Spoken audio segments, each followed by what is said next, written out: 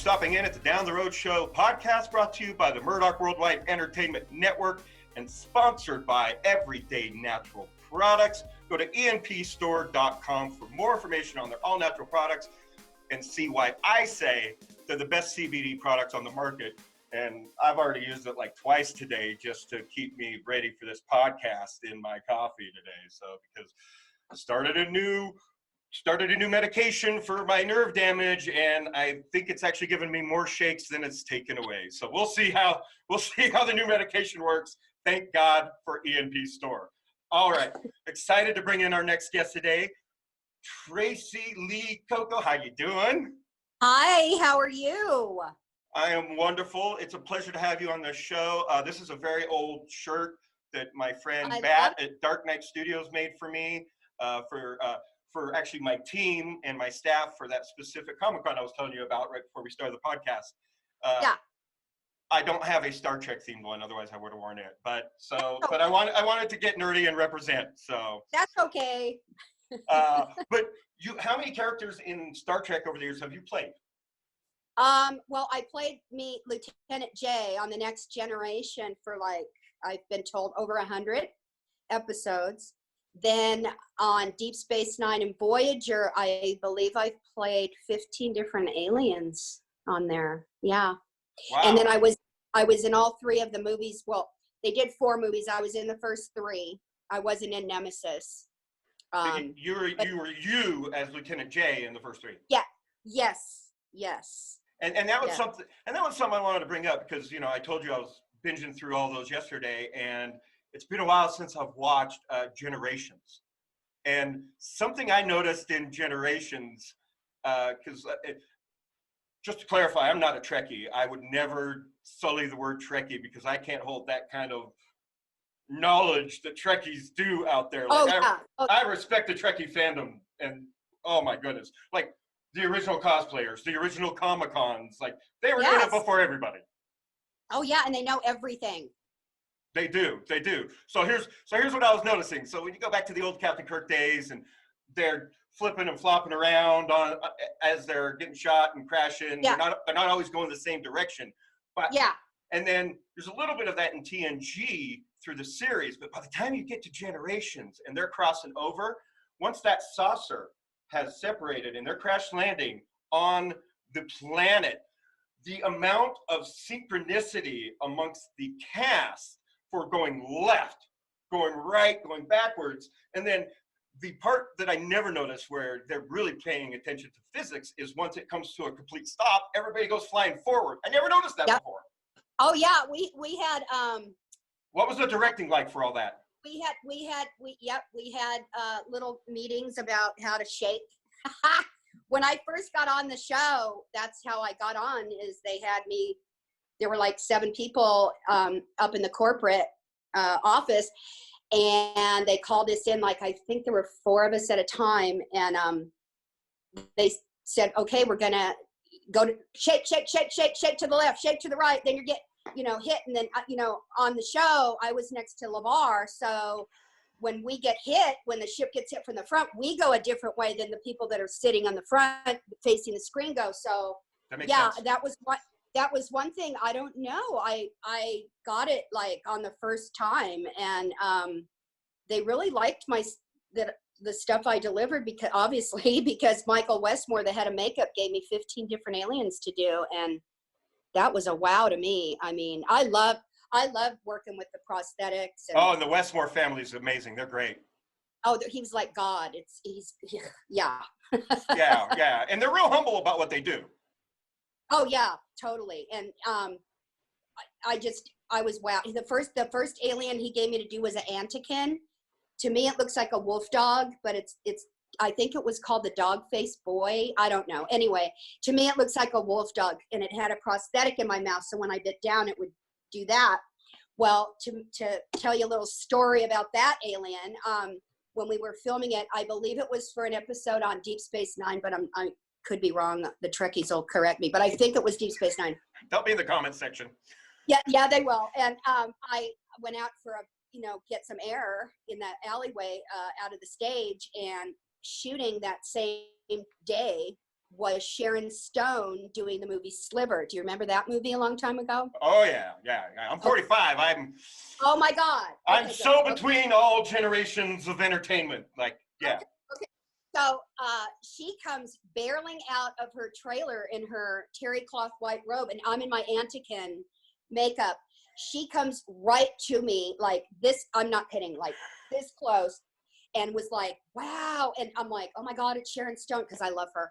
Right. And make a long story short, I ended up going to her wrap party for Sliver that night. Oh, that's awesome. Yeah, like weird stuff, man. I'm telling you that it's happened. I mean, the one time Paramount had me dressed as a Borg and sent me to Anaheim Convention Center to promote their Borg pinball game. Well, I was in the movie Demolition Man as a cop. And oh my God, the guy comes up, the designer from Williams Baldy Midway, taps me on the shoulder, says, oh my God, I love your voice. I'm making a pinball game for Demolition Man. Would you like to be the computer voice? Yeah. So if you play that, it's my voice. You have one ball left. Shoot the right ramp. Yeah, it's crap. crazy I played that. I played that. And if I wouldn't, see what I said? I never know what I'm going to find out when I'm doing these podcasts. Yeah, and if I would have known at the time I did it, I didn't have a manager or anybody, I could have gotten the game and some money, but I didn't know. So they asked me what I wanted, how much money, and I said that blah, blah, blah, and they gave it to me. Come to find out after, I could have got the game and the money, which yeah. Learn from yogurt. Merchandising. Yep. Okay, now, so speaking of playing yourself, not yourself, but a character versus a character behind mask, this is why I was asking if you knew Doug Jones, because, Doug and I go back a good 8 years from our first interview at Wizard World Convention in Chicago, hey, Wizard World, book her. She hasn't been to Chicago. She will love Chicago. And ever since then, I think that was when I got my first face hug by him. And I know. I heard his face hugs. Yeah. Yeah. He's a good regular hugger too, but like he has this way. Doug has these extremely long hands, and he has these way of just gently caressing your face. Yeah. In a non-threatening way. Now, however, that brings me to current Star Trek, because I was watching last season of Discovery. Okay. And his character Saru, I think the name is. I don't know if I'm saying it right. Goes to his home world and just gets rid of his little tentacles that cause fear and whatnot. But two of the other cast members are down there with them, and Doug, in character, with even the extra long alien fingers, caresses both sides of their face. Wow. And it was such a Doug moment that it actually gave me creeps from that character, knowing the way it's like, because it was portrayed in a completely creepy way. But knowing Doug personally, it was just like, he threw that in there himself on purpose. I know for a fact. I'll be asking him when I get him on the podcast here, hopefully. Get back to my text, Doug. Anyway, so what kind of yourself and things like that do you put into those characters when you're behind the makeup? My mannerisms are usually pretty good, but a lot of people don't recognize my eyes, so I have my eyes change color. It just depends. Sometimes they're blue, sometimes they're gunmetal gray. It just depends on what I'm wearing. I don't know, but my eyes, but my mannerisms. When I first got the Antikin one that Michael Westmore gave me, he usually had guys do that one, and he gave it to me to see how a girl would do it. Well, I'm very observant of things, so I watch a lot of Animal Planet. I love my animals. Watch their mannerisms. I would totally have loved to, here I go off subject, but would have totally loved to have been in Planet of the Apes. Oh my God, that would have been my favorite. But my mannerisms, I'm Italian, so I have a lot of hand gestures. I don't know. He gave me 15 of them, and obviously I did great. I mean, there was another one I did, which was a Cobarian, a tac, which they don't say much. They do things with their emotions or head gestures or feelings or something. Proper way to emote. Yeah. I was And I love Ferengis, man. I love But that. I love that race. They're just fun. I had clothes on. The females don't normally wear clothes, but so I always tell them I was in drag. But yeah, that was fun. I love. But you're right. Must have been doing something right, because like I was talking about this on another podcast, the first Darth Vader got fired because he wasn't emoting properly with his whole body language. So it's a second actor behind the mask in Empire. So you had to be doing something right to get that many aliens. Oh, and I did 2 different Borgs. I was the Borg drone and a regular Borg with the whole, thing on. And the Borgs, I think everybody always asks like, which is my favorite one? I think the Borg, because they're just so, I don't know, they're so cool. And then in the movie, the movie with Alice Krige, I was her stunt double as a Borg. So. Oh, nice. Yeah, I was her. So, stunt versus dialogue. Do you prefer dialogue? Do you like long dialogue, like Shakespearean dialogue, or do you like getting out there and doing the action? I'm more of a put me in, let me say something that's going to be remembered, and then I'm done. Memorizing, I can do it, but it kind of stresses me out. But even when you're acting as an alien, you're right. You got to do it right, or else it just doesn't come across, feasible. Well, yeah. And you're absolutely right. And there's the whole thing. There's no small parts, basically.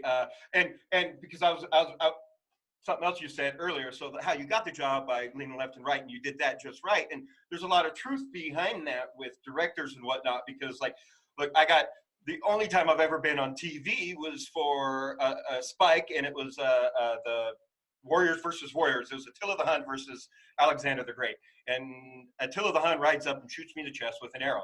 The only reason I got picked was straight from my picture, because my beard was fluffy, and at the time I had long hair.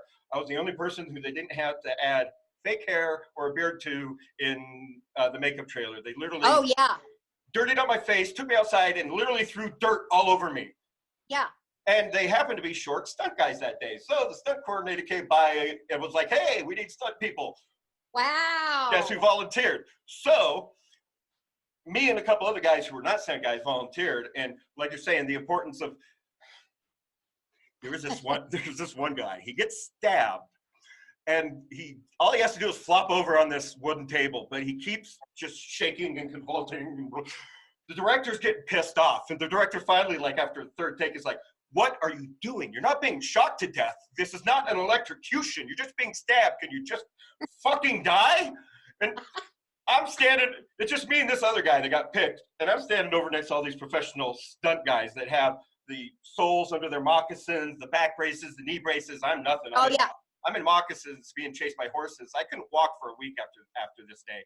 But like, I'm just dying, and it's just, it's that overacting and knowing where to fit in that you kind of got the job. Because a lot of people, I hate the audition process. That's why I've never been in anything else. I've failed every audition, no matter how well I had the lines memorized. By the time I get to the audition, something about an audition just.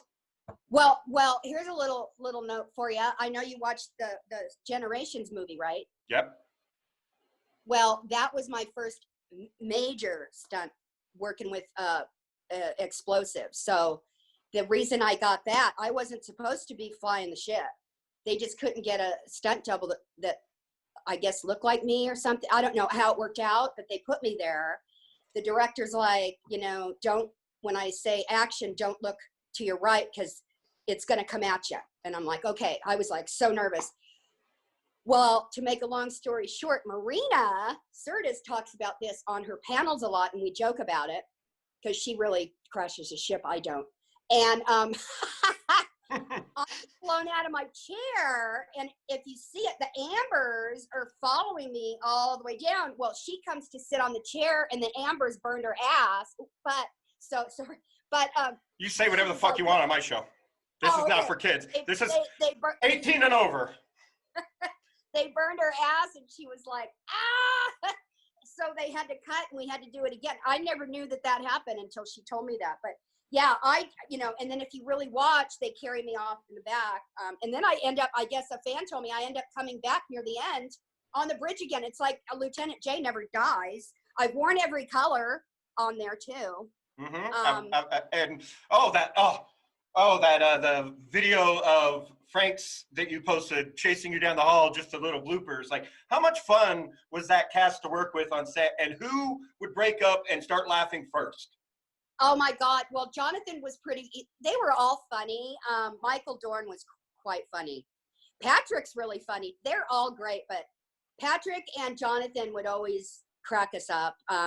Michael Dorn every now and then would forget like to say his line, which he had some crazy stuff to remember, so I'd probably forget too, but he'd always, say something funny about forgetting that. Brent Spiner is amazing. That was my next subject. His vocabulary on that show, I mean, to this day, you could probably go up to him and say, do you remember what you said in episode blah, blah, blah? And he can rattle it off. It's crazy. It's crazy. Well, and that's... But I went to him because I was having trouble with learning when I did the Demolition Man pinball game, I had to learn like a lot of jargon like he had to say.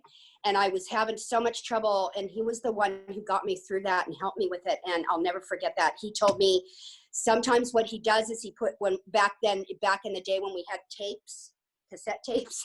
I go back to beta days, yeah. Oh my God, that's like so long ago. But anyway, he said he put it on his, thing and listened to it at night as he's going to sleep, and I did it, and it helped a lot. So I love him for that. They're just so cool. I mean, I see them every now and then at cons, and they can have a line of people, but when they see me either walking up or I wave, they'll drop everything and say, Tracee Lee Cocco, and then, yeah. And Patrick, I love him. And God, please, God, give me a chance to be on Picard. Yeah, exactly. So hashtag bring back Lieutenant Jay. Hashtag Picard, blah, blah, blah, blah, blah. Yeah. She's still alive. She's out there. Let's get her back on the next season. I could be Section 31. God, you never know. I could be an admiral too, for God's sake. There's so much great Star Trek out there on CBS right now. I'm loving it all. But my number one rule is entertain me. Speaking of, what is it like to watch Brent Spiner work? Because, like, I know I have a lot of actor friends, and it's most actors' dream to play an evil version of the same character or different versions of the same character. I mean, Multiplicity, love that movie. Yeah. So he got to play so many different characters of Data, plus the different versions of the creator. And now with Picard, he's playing even multi-layered versions. Plus, once you add the emotion chip, like watching him layer that character, what's like as a fellow actor? I just was like like in awe of him. I really was. And then he'd snap out of it like, oh, so quick. But yeah, I mean, wow. I would totally love to have an evil part. I would love to play a crazy person, an evil person. I just got done 2 movies. They're coming out soon. I'll let everybody know. But the first one was Night Mistress, where I play with Dream Cinema Productions.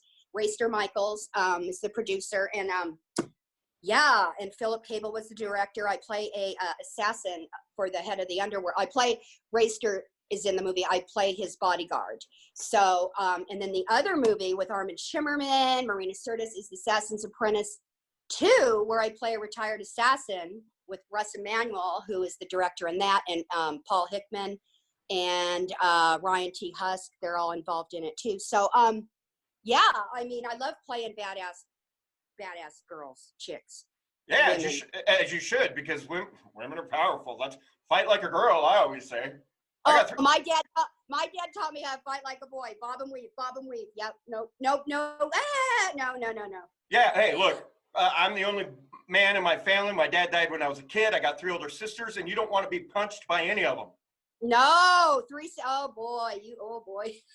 Yeah, and they all say I'm the most woman-like of the entire family. I'm the more emotional of all of us. So like, well, hey, I like emotional guys. You don't find them too often.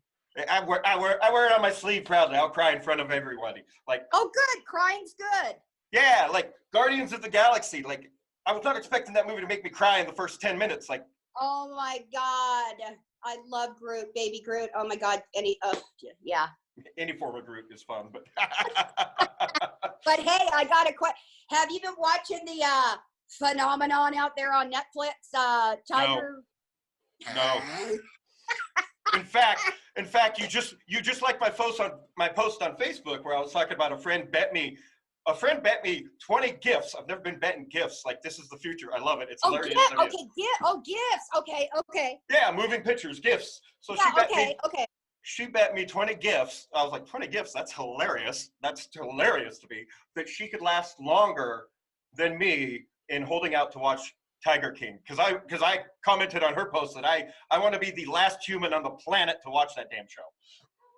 So I already knew what you were talking about. My manager, Johnny Steverson from PR Celebrity, got me and my girlfriend hooked on it. We watched it one whole day. I couldn't stop. We couldn't stop. It was like, we got stuck on it. It was So crazy. who do you want to play? Oh God, I don't know. Because that's what everybody's talking about, is what celebrity they want to play. Like, apparently there's already talks of this being turned into a TV show. Oh, I'm sure it would. I'd like to be the tiger. Awesome. That's awesome. Oh, you're the tiger, so that's a great pick. Yay. My favorite big cat is a Black Panther, though. So. Oh, awesome. You're in California, so lions, tigers, and bears. It's owned by a friend of mine. Yeah, exactly. It's down in San Diego area, but they're a sanctuary. I'll hook you up with them. So once the coronavirus is over, you can go down and visit. It's amazing. Oh, okay. Yeah, you'll like that. You'll like that. So, okay. You got any pets at home? My dog Coco, but she's in the backyard right now. I bring her in here, but she barks at everything, and I could go get her, but I got 2 dogs and a cat locked out of the office currently, just because. Yeah. So. They get mad when I bring them in here and they get stuck in here with me, but then when they're out there, they want in. It's just. Oh yeah, every time, it never fails. I'm on a podcast, she'll be nice, and then all of a sudden, rah! But she's fine. She's a dog, but yeah, she's very cute. I'll send you a photo of her. She's adorable. Oh, wonderful. Yes, I love sharing pet photos. So how are you hanging out with this whole? Are you guys in lockdown like we are? Yeah, see, now New Mexico was one of the last states hit, so it's kind of cool because like we were one of the last ones to go down on lockdown. And unfortunately, like the Navajo Nation has been hit really hard. Unfortunately, they got hit really, really hard. Yeah. So, but other than that, we'll probably be one of the first states back off of quarantine and up and out there running, I think. But it's just, with my health issues, I've been quarantined for 2 years because I've been partially disabled and haven't been able to, sitting in a chair like this will wreck me for all day tomorrow. So. Wow. Yeah. I have so much metal in my body. I've had back surgery. I have metal all in my back and my neck, my arms, my leg. Yeah, but I've been on quarantine. I have to be really careful too. I have lupus, so. Ooh. Yeah. So what are you doing for your mental health with all this right now? Oh, you know me. I don't know if you've seen my videos, but I was dancing in my room and spun around a little too much and went to stop and fell frickin' over. It was hysterical. I like to do videos, but I like to do them when they're spur of the moment, and then I'm like, I'm gonna think I'm gonna do a video. Like, I think I'm gonna do another one of me skateboarding in my house. Oh, are you an old school skateboarder then? I have a longboard, a real longboard. Yeah. I don't do those. No, I don't go in the pool and do that. No, kids, that's original skateboarding. You kids don't even know what she's talking about with a longboard. I had one of those. I remember I was one of the first kids in my neighborhood to get a regular size skateboard for, doing it. I sucked. Every pebble made me go flying 20. Oh my God. I remember back in the day, roller skates used to have metal wheels. Oh, yeah. Man, those will jack you up. Oh my God, are you kidding me? Sparking going down the street. Yeah, I remember those. One of my best friends when I was in junior high, he was the only kid in our little small town in Utah, to have a snowboard. Wow. So when snowboards were invented and they came out, it was just like, that was a big deal. Yeah, I'm that old, kids. Wow. Well, see, I surf, not right now, but I used to. I want to really try to get back into that, but Yeah, I surf, and I couldn't snowboard at all. I ate it, which they say it's so much easier to do, but I just couldn't do it. I can't surf, so I'll tell you, yes, it's easier. I've taken surfing lessons while I was in Hawaii. I've lived half my life in California, and I have never learned to surf. I can't get up on that stupid board. Even on a longboard? Even on a longboard. Wow. I did twice in Hawaii, and by the time I actually got up, I was just spent.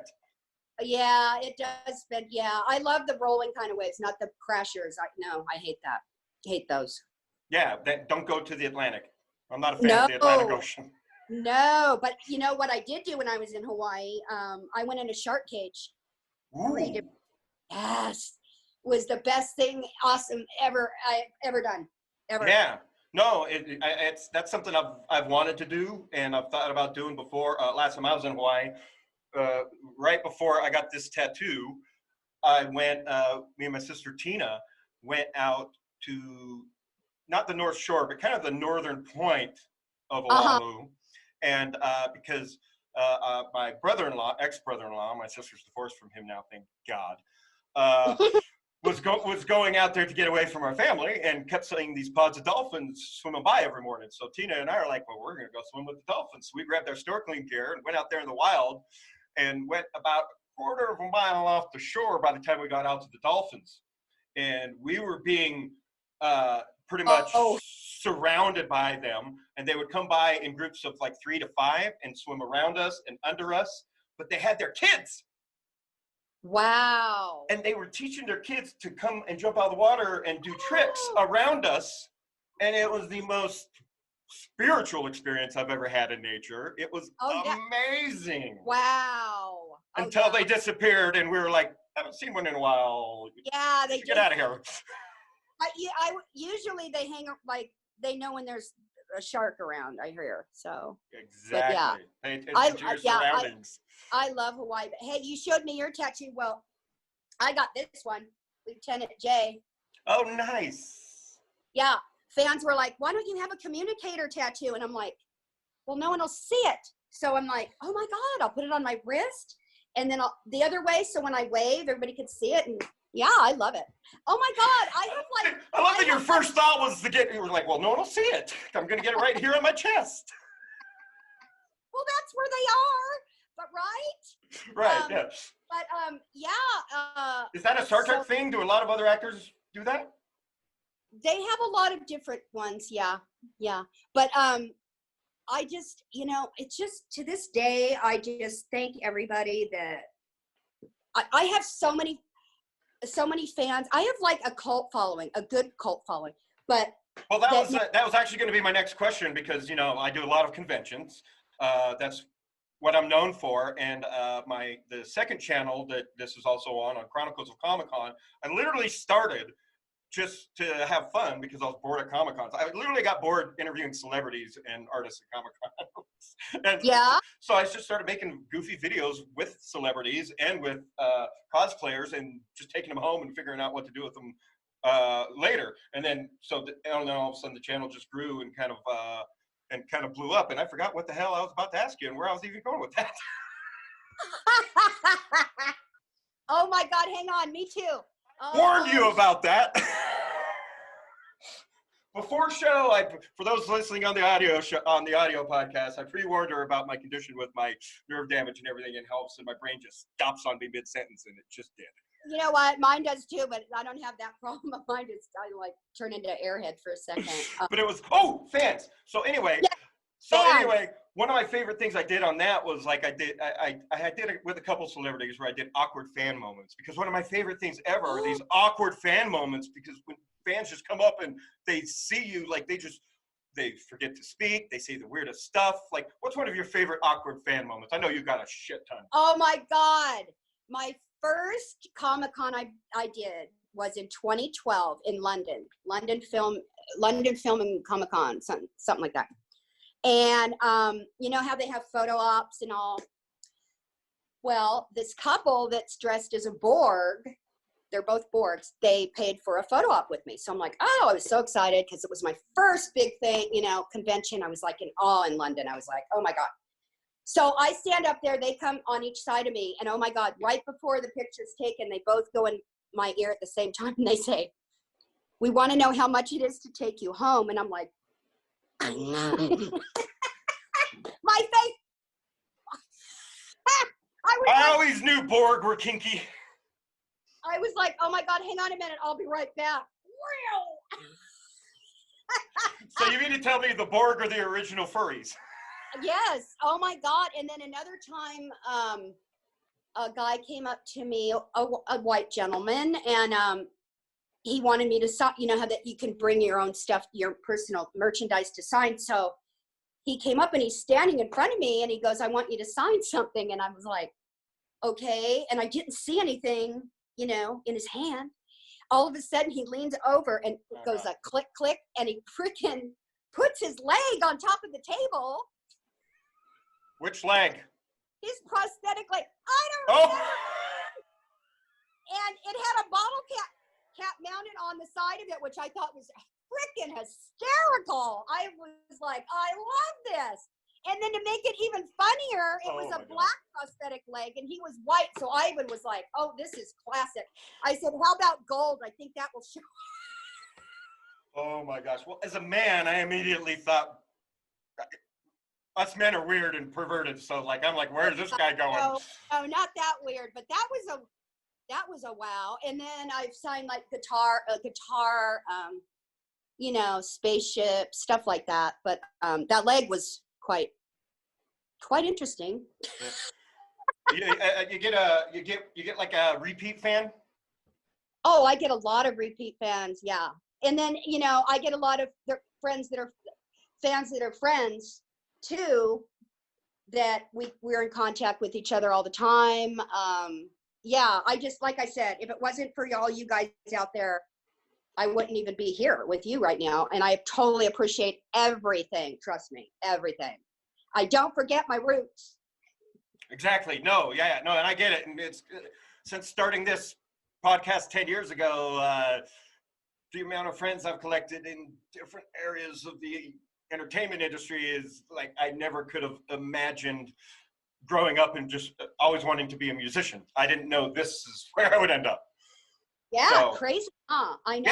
Yeah, you never know, and that's why I'm really guarded over my Facebook friends and network and people in my phone because like I got. Yeah, I mean, I don't know if you know this, but I was on Baywatch as a regular lifeguard when it first started, and then they got canceled, and then I got a part on another 48 Hours with Eddie Murphy doing a stunt in a bar scene or something.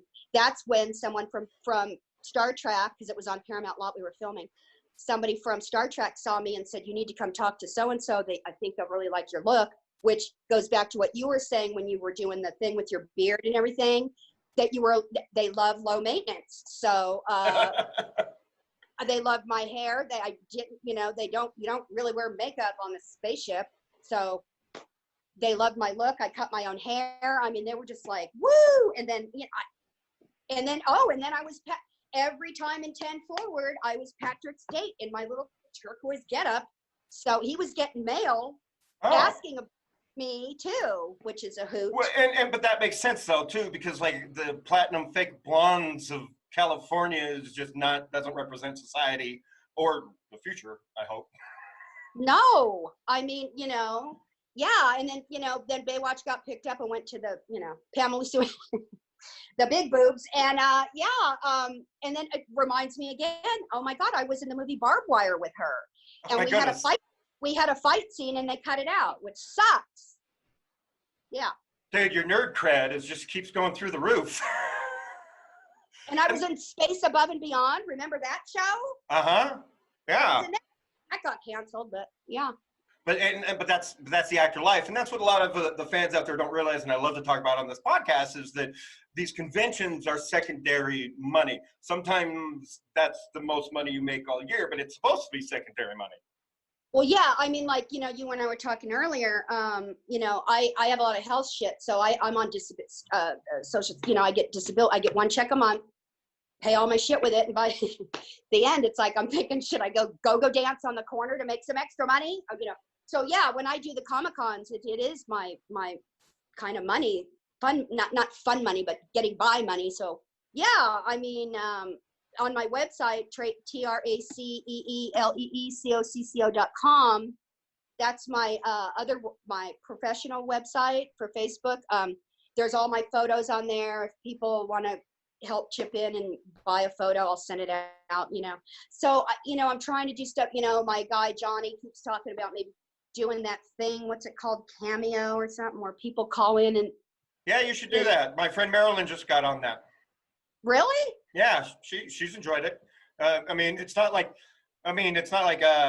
it's the same reason I just jumped on Patreon, to try to get some Patron members to help me with both my channels, so I can kind of keep this going, because I got years of footage I haven't even edited or touched. Wow. But I got to buy new editing software so I can put old footage together. So. Well, I'm so excited that you know how to do all this stuff, because I have no idea. I'm happy to help. Just hit me up anytime. But well, this was easy. Like, you got on this podcast fast. Like, I just did a podcast with my buddy Stuart, who is not technologically savvy at all. It took us 2 days to get the podcast going because it took him forever. And it was just like, wow. So yeah, for what you were saying, that you got on here fast and you had your video and audio good to go. I'm getting used to them, because I do a lot of them, and I do a lot on Zoom. So I don't do Skype. I do Zoom. Skype sucks. It's all about Zoom. Hi, Zoom. Give me my Zoom for free, Zoom. Anyway, Zoom, you could also sponsor me like Everyday Natural Product does at empstore.com. Go to their store for more information. Like I always say, try it out yourself. Don't take my word. That stuff works. I know. It really does, quite frankly, because like I said, I'm pretty sure the new medication was giving me worse shakes in my hands, and I usually this is my morning regimen, and I went to it for my afternoon regimen before this to kind of calm my nerves, because as I was trying to fix my visual and audio stuff on here a couple hours ago, my hands were shaking so much couldn't mess with my keyboard. Oh yeah, no, when I have to do I have asthma too, so when I do my inhaler, it makes me yeah. Well, that's but, pure steroids. I know, but like we were talking about going out to the store and stuff, it's just crazy. Oh my God, over here, it's like, people, please leave some toilet paper for all the other people. Right? What is that about? So, I go in, go out, and get out of there, and I come home and wash, constant stuff. I even wipe the handles off my door, my car. I mean, oh my God, I was at my girlfriend's, was it this week? I think it was this last weekend. And at 1 o'clock in the morning, there's some crazy lady at her front door saying, "This shit's crazy. This shit's crazy. This shit's real." And I'm like, oh my God. And she was like touching the door, and I'm like, oh, for fuck's sake. So as soon as I got up, I wiped the whole thing down. We had to call the police. It was crazy. I'm like, oh my God.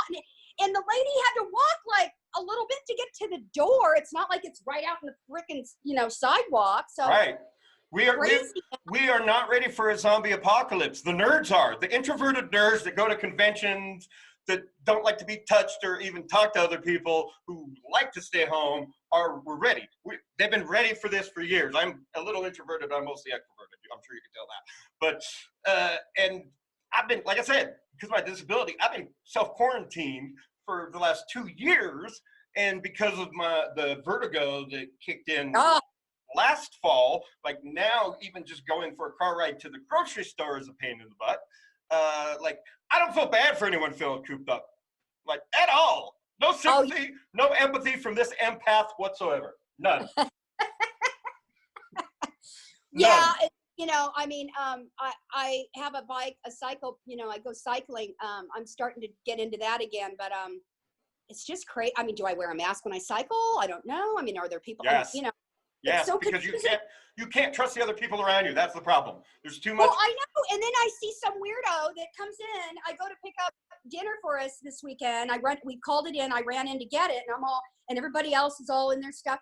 And this guy comes walking in with nothing on, and he gets I don't know what happened. I mean, do I have a light on my head? He comes right into my space, and then I was like, dude, back off a little bit. And he's like, oh, I'm not afraid of this coronavirus. I'm like, oh my God. Well, I am. He said with all one tooth. Yeah. Of course you're not scared of it. You're not smart enough to be scared of it, sir. Yeah, and I'm like, dude, okay, but get over there. I mean, I try to, I can't like be really a bitch, but you know what? I'm Italian. Don't.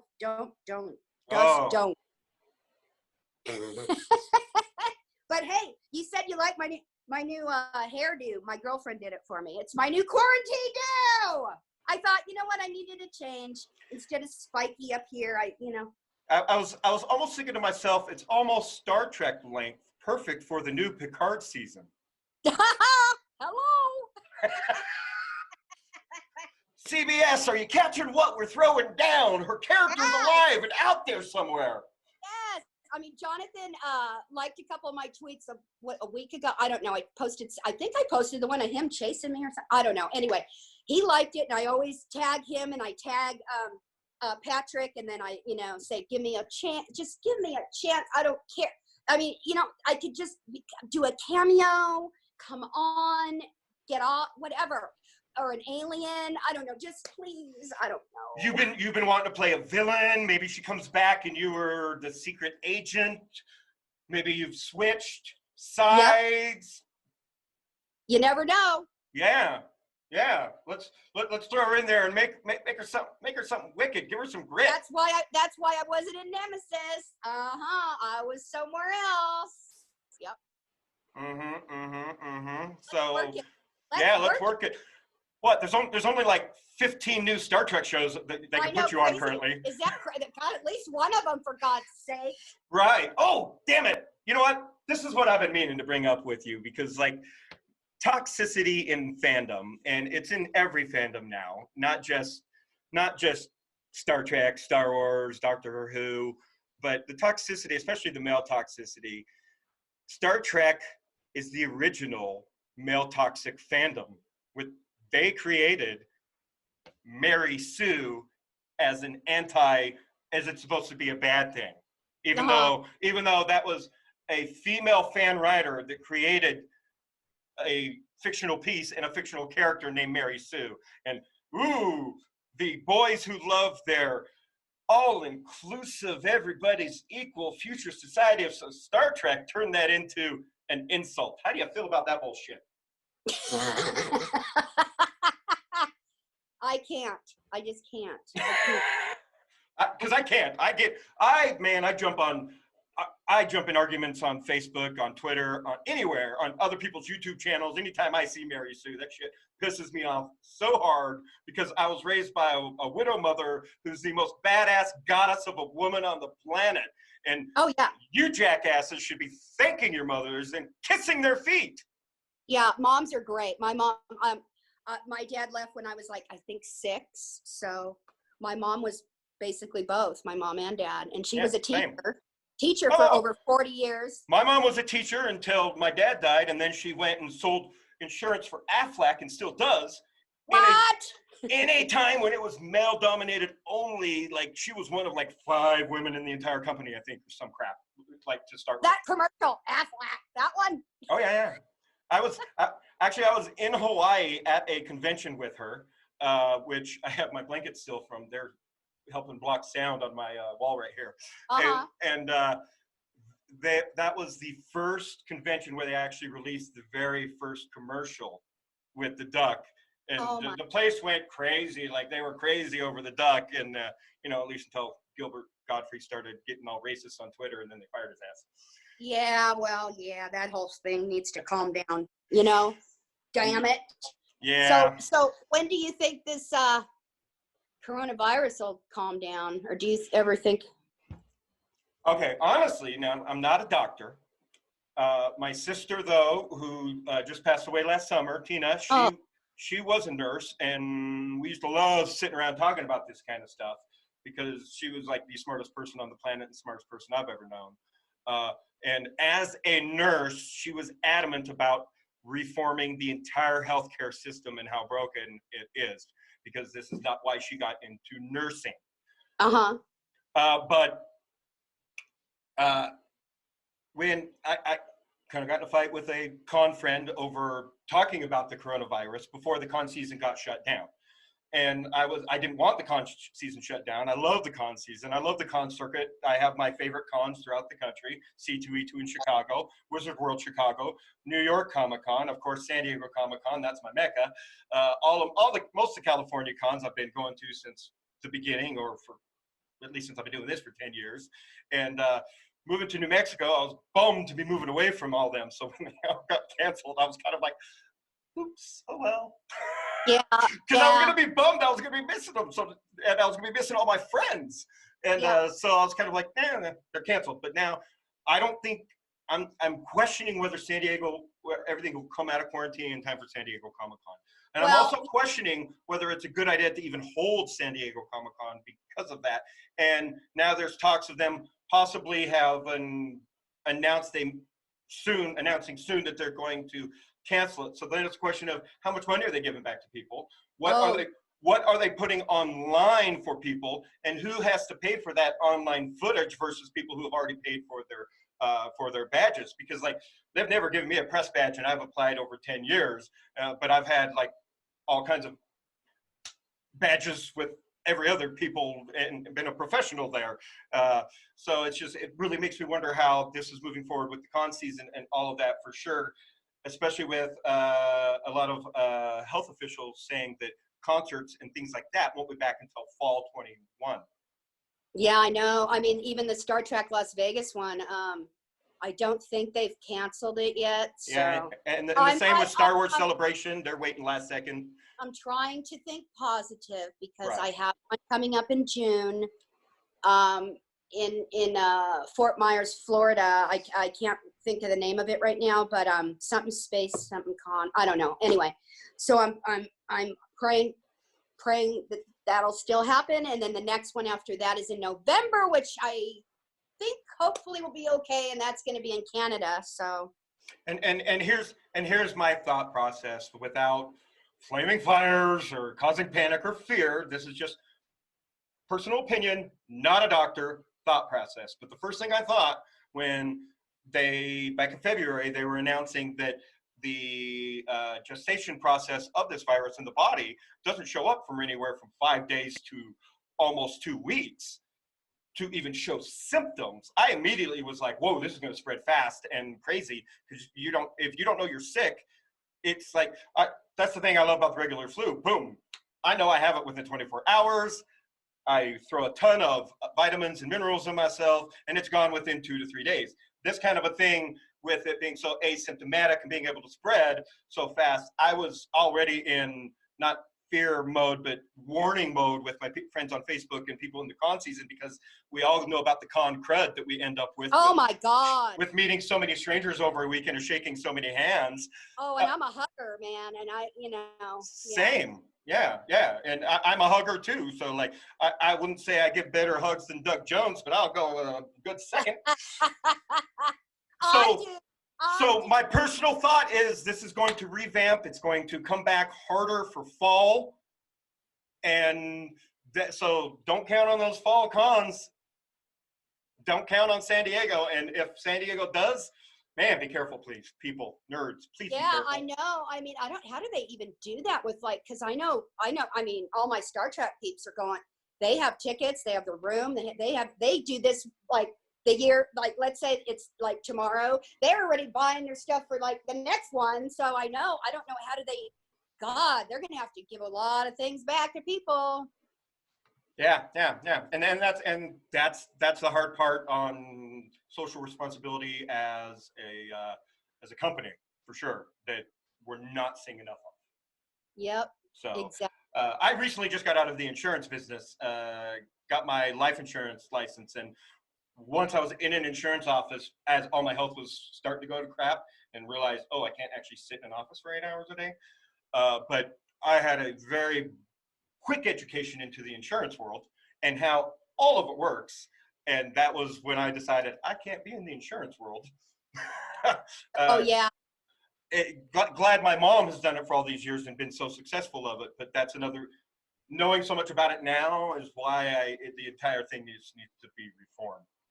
Yeah. I mean, even the whole medical too. I mean, my girlfriend's whole family just about is in the medical field, like nurses and doctors and stuff. And yeah, her son's a lobotomist. I mean, he's getting thrown into this whole, they had to, tell him, they go through like a thing that you have to do certain, like a meeting, not a meeting, like a orientation of, how you're supposed to, the protocol, blah, blah, blah. So he was concerned about me because, see, on the weekday I come home here in Orange County. My girlfriend lives in Long Beach, so on the weekend I go to her. So I basically go from my house into my little space shuttle car, and I got a new CHR. Oh my God, it's it's the Toyota. It's so cute. Anyway, so I go into my car. Toyotas run forever. It's good, always a good choice. Yeah. Well, and my girlfriend works for them, so so I go from my house to my car to her house, and then go in her house, and so I never leave. It's like my space shuttle. So I got to be careful. But he was concerned because, if he comes in contact, it's, I'm at risk. So Wow. Thank God it hasn't happened, because I would die if I couldn't see her. I mean, God, it'd be me and Coco. She's going nuts with having me here all the time anyway. Yeah. Well, and that's why it's important. Like, I follow news sources from around the world, not just watching TV, not reading. Memes on Facebook are not news, kids. Okay. Yeah. Okay. And I know a lot of you are thinking about not voting because you're pissed off about the Bernie Sanders thing, but there's still things to vote about. Sheriffs, mayors, propositions. Yeah. The propositions are what will get you and screw you over in the long run. Senate and Congress, kids, learn about our government and how it works. It's not all about the president. It isn't. And, I vote all the time. I do mail in because that's just how I've always done it. So. Yeah, no, and I'm about to do my first mail in because of something. But then you think then after I do the mail thing, I'm thinking, who's looking at this? Well, does mine really get counted? I don't know. I don't know, but. Right, but then the machines on the last presidential thing, like if you were doing go back to the tabs or paper or some shit. I don't know. It seems like they can't screw with that shit. I don't know. Exactly. My opinion. That's it. That's all I'm saying. I agree with you. It's not that I don't trust our government. I just don't trust people and our government. Bad God. I hope this stuff gets worked out and we can all come back together. We're gonna get through this. It's just and then I see people that aren't doing what we're supposed to be doing, and I'm thinking, dude, you're fucking it up for all of us that are doing the right thing. Just making this go longer. It's like all of us are in a pool and we're doing our thing, but then some idiots over here in the corner pissing in it. So it's like, what the fuck? I'm sorry, but it's like, come on. Yeah. That's so true. Yeah, no, it's true. And until all of us are on the same page, and there we go. And that's part of the problem. But like I always say, the longer someone is in your life, the more they will show their truest self and their true character. And that's what character is all about, is who you are when people aren't watching, really. Oh, totally cool. Yeah, I know. I get it. Yeah. Should I tell you how to get do you know my Twitter, or do you put that up later, or how do I tell people? It's literally across your face right now. Oh, it is. Okay. Yeah. It's right down there, but feel free to tell them for the audio listeners. Oh, it's at Real, REALTRACEE that's on Twitter. My Instagram is TRACEE_COCCO. And then I think I told you the Facebook is TraceeLeeCocco.com. Yeah. And as usual, if you go to either of my YouTube channels where this podcast is, you can find the direct links there in the little information section, and you can just go directly to wherever you're trying to find Tracee. So let's get to the wrap-up section of the podcast and ask you my 3 favorite questions, especially to ask fellow nerds like yourself. Who is your favorite superhero? Oh. You're